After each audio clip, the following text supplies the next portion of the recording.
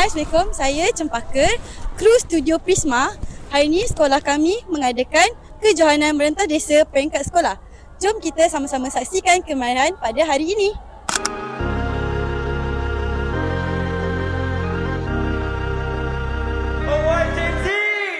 Kau curi-curi pandangan, ku tahu kamu suka tantangan. Oh jangan ditahan-tahan, aku tahu tipemu yang berandalan. Jangan komplain soal keadaan. Bintang 5 tapi ku bukan ancaman. Ku bukan polisi, ku buatmu angkat tangan. Jangan buru-buru, tak pelan-pelan. Curi-curi pandang, jangan ditahan-tahan. Ku bukan ancaman, kita pelan-pelan.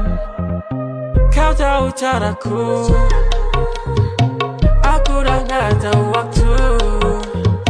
Tenangkan kelasmu, duduklah di sebelahku. Jangan kaku-kaku, ku buatmu terpaku. Semua peraturan sudah gak berlaku. Jadi jangan komplain soal keadaan. Bintang 5 tapi ku bukan ancaman. Aku bukan polisi, ku buatmu angkat tangan. Jangan buru-buru, kita pelan-pelan. Curi-curi pandang, jangan ditahan-tahan. Ku bukan ancaman, kita pelan-pelan.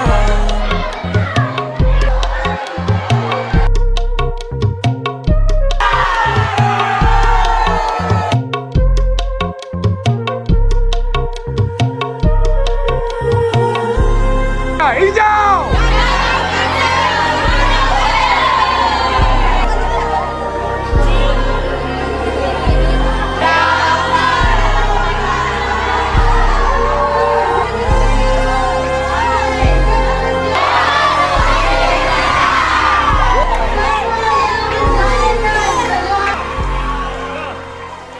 Tanya kepada semua atlet dan warga sekolah yang dapat menjayakan program pada hari ini. Saya mengharapkan dengan kejohanan ini dapat mengeratkan silaturahim dan meningkatkan mutu sukan dalam negara kita ataupun di sekolah kita. Sehingga kita berjumpa lagi di video akan datang. Bye.